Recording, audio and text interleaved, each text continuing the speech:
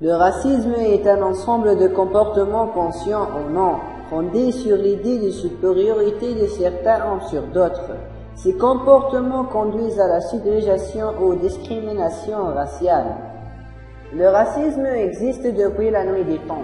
Il a justifié la ségrégation et l'esclavage à plusieurs époques et sur tous les continents. Pour ne donner que quelques exemples. Les Grecs anciens se considéraient comme les seuls hommes libres et réduisaient à l'esclavage les populations étrangères. Au VIe siècle, lors de conquête du Nouveau Monde, les Espagnols comparaient les autochtones à des animaux car ils ne portaient pas des habits. De 1939 à 1945, les Juifs sont persécutés par Hitler.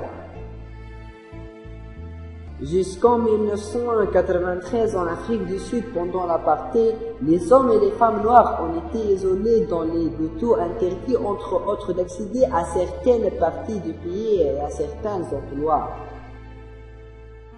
Depuis 1962, il règne au Rwanda une haine raciale entre les Hutus et les Tutsis, aussi liée des discriminations raciales et à l'origine de sanglants massacres qui ont fait des centaines de milliers de morts.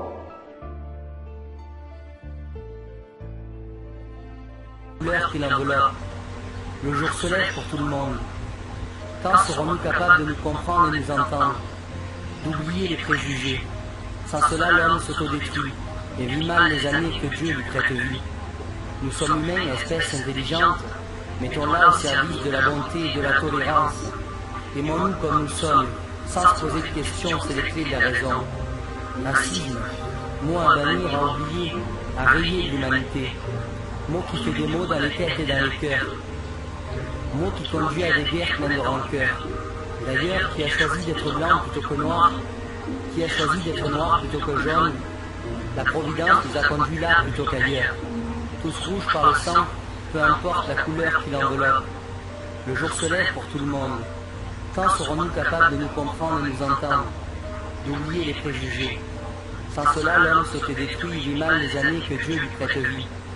Nous sommes humains, espèces intelligentes, mettons-la au service de la bonté et de la tolérance.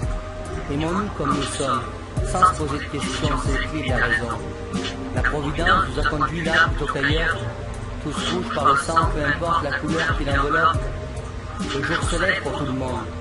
Quand serons-nous capables de nous comprendre et nous entendre, d'oublier les préjugés?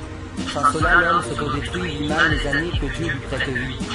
Nous sommes humains, espèces intelligentes, mettons-la au service de la bonté et de la tolérance.